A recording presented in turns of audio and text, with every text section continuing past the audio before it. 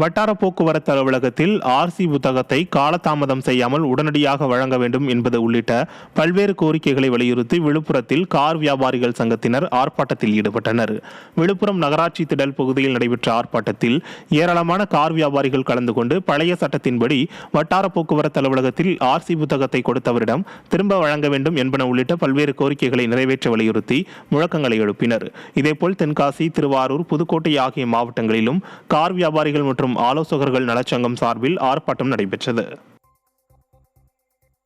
வேலூர் மாவட்டம் காட்பாடி அருகே உள்ள சித்தூர் பேருந்து நிலையத்தில் பொதுமக்கள் அதிகம் கூடும் இடத்தில் மின் இணைப்புகள் உள்ளதால் பயணிகள் அச்சமடைந்துள்ளனர். பொதுமக்களின் தலை மீது உரசும் உயரத்தில் மின் இணைப்புகள் உள்ளதாலும் ஒயர்கள் வெளியில் தொங்குவதாலும் பொதுமக்கள் அச்சம் தெரிவித்துள்ளனர். ஏற்கனவே மின்கசிவு ஏற்பட்டு மக்கள் பாதிப்படைந்த போதிலும் விடியா மாடல் அரசு உரிய நடவடிக்கை எடுக்காமல் மக்களின் உயிருடன் விளையாடுவதாக குற்றச்சாட்டு எழுந்துள்ளது.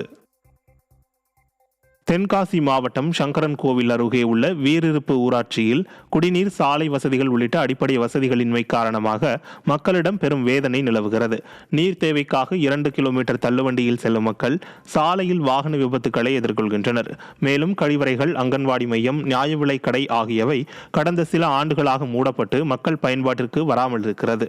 இது தொடர்பாக பொதுமக்கள் மாவட்ட நிர்வாகத்திற்கு புகார் தெரிவித்து அவற்றின் திறப்பையும் அடிப்படை வசதிகளை புதுப்பிக்கவும் கோரிக்கை விடுத்துள்ளனர். ராணிப்பேட்டை மாவட்டம் அரக்கோணத்தில் முறையாக ரேஷன் கடை திறக்கப்படாததால் அப்பகுதி மக்கள் சாலை மறியலில் ஈடுபட்டனர். அரக்கோணத்தில் உள்ள நியாய விலைக் கடை எண் 5 கடந்த சில நாட்களாக சரிவர செயல்படவில்லை என கூறப்படுகிறது. இந்த நிலையில் மாத இறுதி நாளில் ரேஷன் பொருட்களை வாங்குவதற்காக கடை முன்பு பெண்கள் திரண்டிருந்தனர். ஆனால் கடை 11 மணி வரை திறக்கப்படாததால் ஆவேசமான பெண்கள் சாலை மறியலில் ஈடுபட்டனர். காஞ்சிபுரத்தில் தொழிற்சாலை கழிவுகளால் சாலமங்கலம் ஏரி மாசடைந்து வருவதால் விவசாயிகள் கவலையடைந்துள்ளனர். சாலமங்கலம் ஊராட்சியில் உள்ள ஏரியில் குப்பை கழிவுகள், தனியார் தொழிற்சாலை கழிவுகள், உணவு கழிவுகள், இறைச்சி கழிவுகள் உள்ளிட்டவைகள் மலை போல கொட்டப்பட்டுள்ளது. இதனால் விளைநிலங்களுக்கு பயன்படுத்தப்படும் ஏரி நீரும் நிலத்தடி நீர் மட்டமும் பாதிக்கும் சூழல் ஏற்பட்டுள்ளது. ஆழ்ந்த தியானத்தில் உள்ள விடியா திமுக அரசின் அதிகாரிகள் விழித்துக் கொண்டு இதுகுறித்து நடவடிக்கை எடுக்க வேண்டும் என விவசாயிகள் வலியுறுத்தியுள்ளனர்.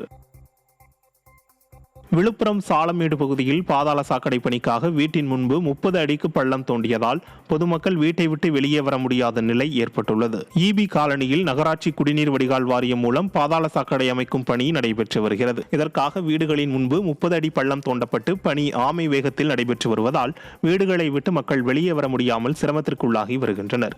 எனவே விடியா ஸ்டாலின் அரசு நிர்வாகம் பாதாள சாக்கடை பணியை விரைந்து முடிக்க வேண்டும் என அப்பகுதி மக்கள் கோரிக்கை வைத்துள்ளனர்.